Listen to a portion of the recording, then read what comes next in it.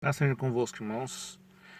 Vamos mais uma vez dar continuidade, às explicações bíblicas, agora em 1 Coríntios capítulo 6. Mas eu quero primeiramente estar orando que tudo que é espiritual não deve começar sem pedir a presença do nosso Deus, amém?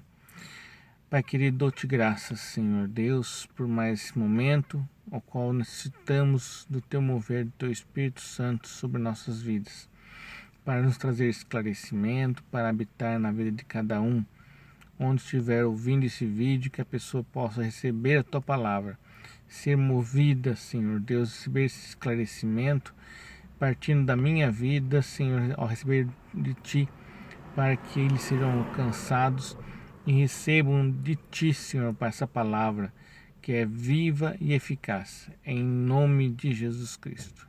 Amém? 1 Coríntios capítulo 1, Paulo trata de alguns assuntos pertinentes, ao povo na questão dos atos que cada um faz acontecer, e que acaba trazendo certos escândalos. Então diz o seguinte: aventura-se algum de vós, tendo questão contra o outro, a submetê-lo a juízo perante os injustos e não perante os santos? Ou não sabeis que os santos hão de julgar o mundo? Ora, se o mundo deverá ser julgado por vós, sois acaso indignos de julgar as coisas mínimas? Havia certos assuntos entre o povo que algumas pessoas, dentre aqueles que se diziam cristãos, faziam acontecer. E as pessoas sempre precisavam de alguém que julgasse para falar: olha, esse assunto é assim, a herança é assim, que não havia consenso entre os irmãos. E o povo não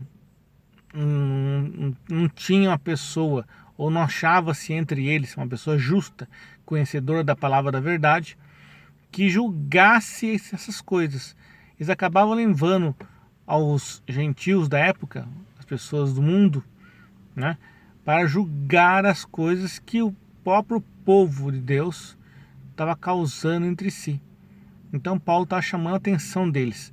Falou: vocês não tendem amor entre vós, causando dissensão, causando dificuldades, causando dilemas, causando disputas, e vocês não têm nem sequer uma pessoa do meio de vós para que vocês pudessem, através desse justo, receber uma orientação para ser julgado. Vocês querem levar no meio dos ímpios para julgar os santos, trazendo escândalo. Aquele povo vive brigando um com o outro, agora vem trazer para mim julgar tal assunto. Não, Paulo não estava entendendo isso como uma coisa boa, para o povo de Deus. Versículo 3: não sabeis que havemos de julgar os próprios anjos, quanto mais as coisas dessa vida? Então eu enfatizava: vocês têm que ter alguém que seja capaz de fazer essa divisão entre vocês. 4: entretanto vós, quando tendes a julgar negócios terrenos, constituis um tribunal daqueles que não têm nenhuma aceitação na igreja. Para a vergonha, digo a vocês, não há porventura nem ao menos um sábio entre vós, que possa julgar no meio da irmandade, mas irá um irmão a juízo contra outro irmão, e isso perante incrédulos? O só existir entre vós demandas já é completa derrota para vós outros. Por que não sofreis antes a injustiça? Por que não sofreis antes o dano? Paulo achava que era melhor a pessoa se sentir injustiçada do que levar esse escândalo perante os incrédulos, aqueles que não conhecem a verdade, trazendo esse mau testemunho. Porque levando um testemunho deste no meio dos incrédulos, como que depois poderia ser aquela pessoa salva para Cristo? Que testemunho teria? O povo de Deus, não se diz cristão, causa escândalos e vem pedir julgamento no meio dos incrédulos. Então o que eles têm de melhor que a gente? Então não tinha condições e não era bom que isso acontecesse, O só existir entre vós demanda já é completa derrota para vós, porque não sofreis antes a injustiça, porque não sofreis antes o dano. Mas vós mesmos fazeis a injustiça e fazeis o dano, e isso aos próprios irmãos. Então não havia, ele estava chamando a atenção do amor, da honestidade entre o povo de Deus. Ou não sabeis que os injustos não herdarão o reino de Deus? Não vos enganeis, nem impuros, nem idólatras, nem adúlteros, nem efeminados, nem sodomitas, nem ladrões, nem avarentos, nem bêbados, nem maldizentes, nem roubadores herdarão o reino de Deus.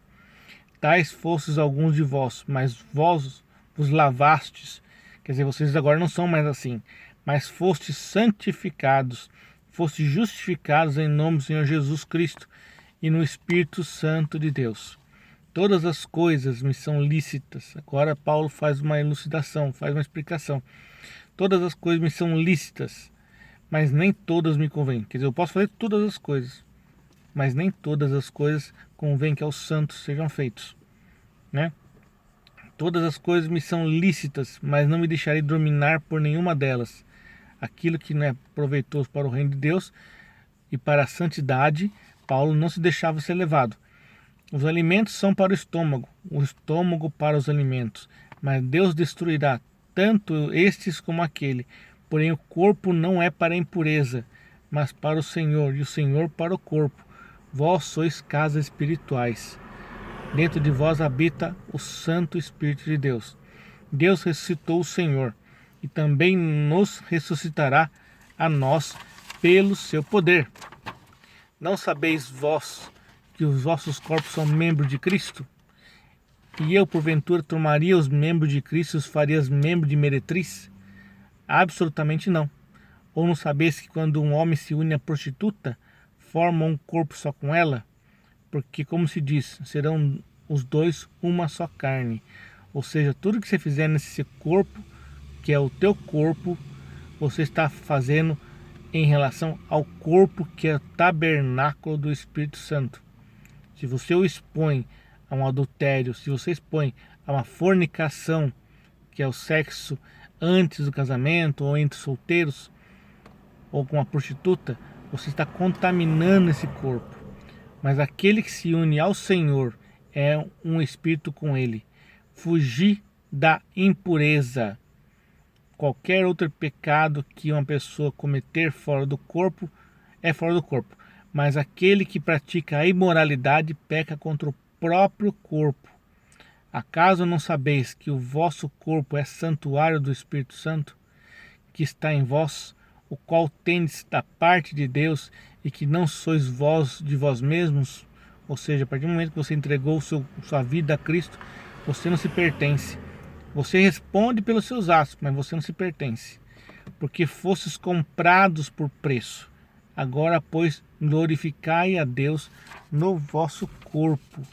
Ou seja, nosso corpo é feito para glorificar, dar graça a Deus, para que esse corpo seja santo, morada do Altíssimo, para que Ele se faça presente em nossas vidas, para que tudo aquilo onde nós pusermos a mão seja próspero, tenhamos facilidade em fazer, né?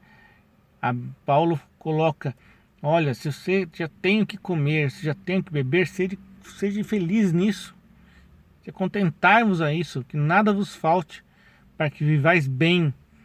Agora não sejais ambiciosos, avarentos, né? Esquecendo-se uns dos outros. Sejamos um corpo em unidade, para que o corpo, sendo pela unidade, possa haver o amor, o companheirismo, a unidade no corpo de Deus. E assim a manifestação, porque um corpo em unidade não há nada que vá contra ele. Todas as coisas são possíveis para aqueles que andam em unidade. Amém? Que o projeto de Deus é um corpo unido entre irmãos. E nesse corpo, entre irmãos, Deus se faz presente. Onde estiverem 2 ou 3 reunidos em meu nome, ali eu estarei. Amém? Deus abençoe a sua vida, a sua casa, e cada dia mais o Senhor faça resplandecer o seu rosto sobre vocês. Em nome de Jesus Cristo. Amém.